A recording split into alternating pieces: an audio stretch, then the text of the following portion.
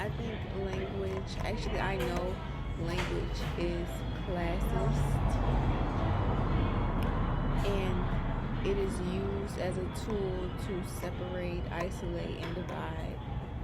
Because I swear sometimes people of a whiter skin tone change the pronunciation of words for no reason. Let me think of a good example. What's a good example of a word that just all of a sudden the way you say it is changed? I heard somebody say something like, okay, I can't think of a word exactly, but let's say the word was promiscuous. So the traditional way you say promiscuous is promiscuous. But I swear, they'll, like, white people in universities will be like, promiscuous. They'll just start changing the way words are pronounced. And based on how you pronounce the word dictates your status in society.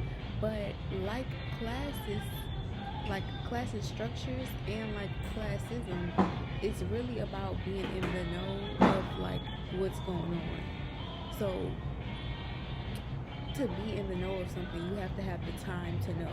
Because if you're busy and you're working and you're trying to survive and pay bills, you don't have the time to really keep up with these, linguistics and these changes in language because you're working. So inherently, even just you knowing that the word is being pronounced differently is you signaling your status in a way. I wish I could think of the other pronunciations, because it's plenty of words where like they'll just say it in such a different way. They will pronounce the word in a different way, and they'll be looking at you as if this word has been pronounced this way forever, and it hasn't. And I think it's just a way to again separate classes, and to show status through language. I seen this video talking about how people can guess your economic status based off of your social media account, and what is classified as high class posting and what's classified as low class posting. And it's very, very, very similar to what I'm saying about the differences in language. Like, there's really no such thing as high class posting and low class posting. There's really no such thing as a high class vernacular and a low class vernacular. It's all definition, and it's all subjective, and it's all based on a group of people conforming and believing in one idea. It's actually not real though. Like, but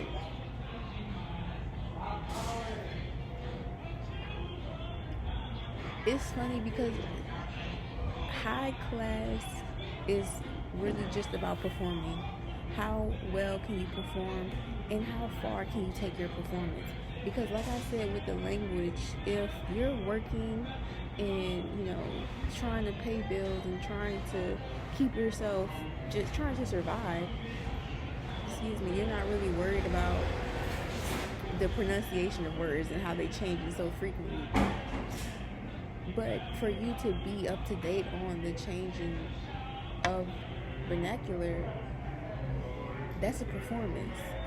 It's a performance. And the higher up you get in society, it's just the more you can perform. It's the more you can perform, the more your family can perform, the more your children can perform, the more you can make your social media a performance, the more you can just perform. And usually the performances are performances of wealth. So can you perform how wealthy you are through the way you speak? Can you perform how wealthy you are through your social media? Can you perform how wealthy you are through how your kids look? It's just a performance. But when you're struggling to survive and working hard, you don't have time to keep up a performance of sorts. You kind of have to pick and choose what's important to you.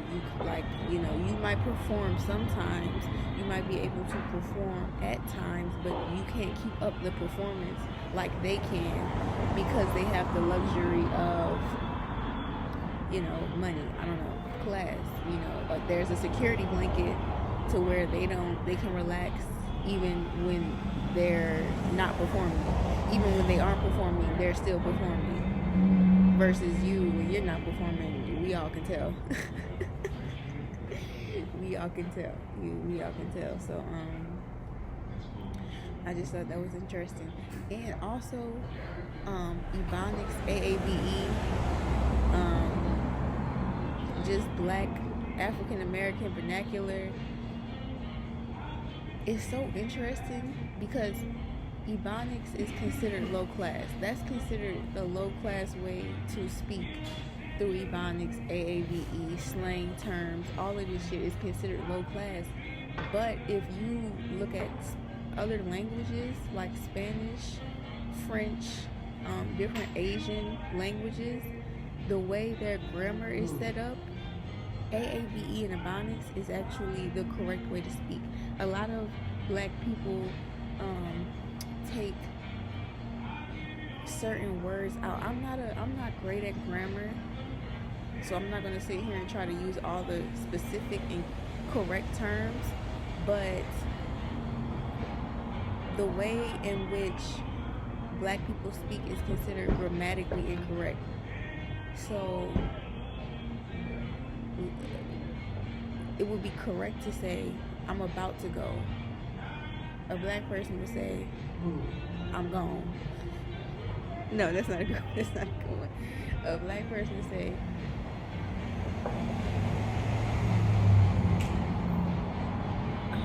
I don't know why I'm having so much trouble thinking of my examples. I need to write this down.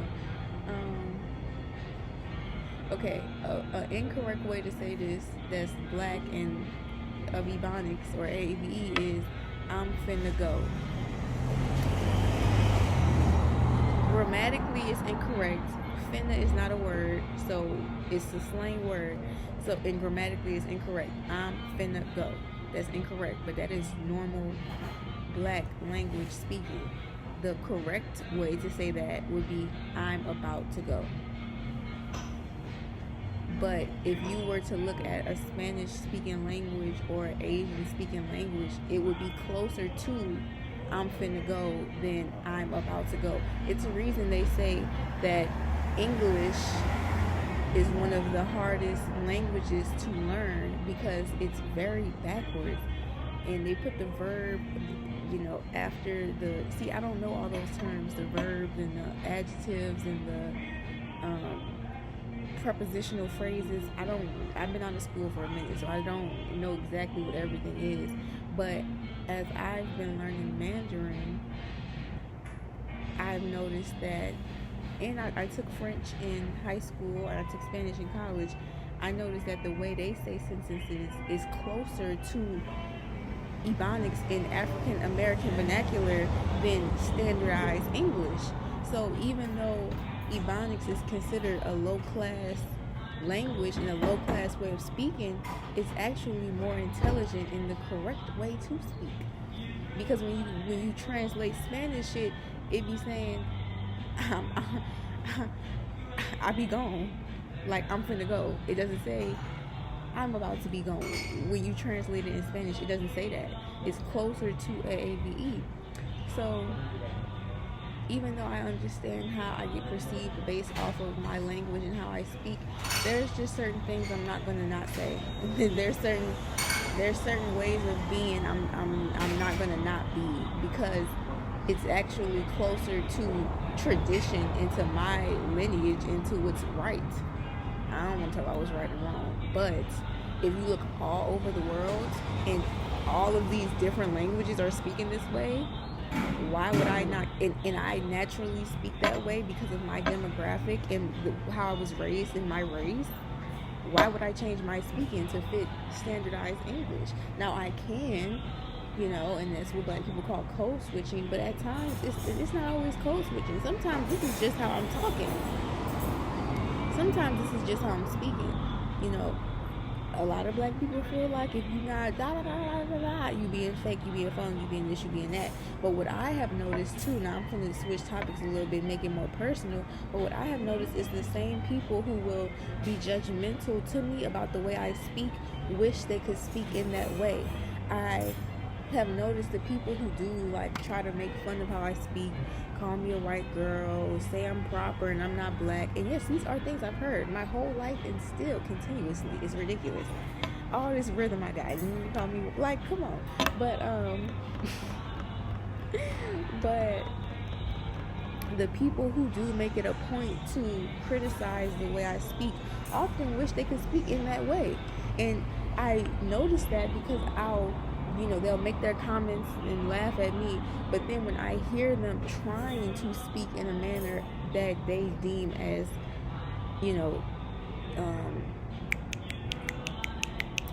correct, it sounds a mess. It sounds a mess. It sounds like they are trying to speak proper and not like it is fluent in a part of their speech.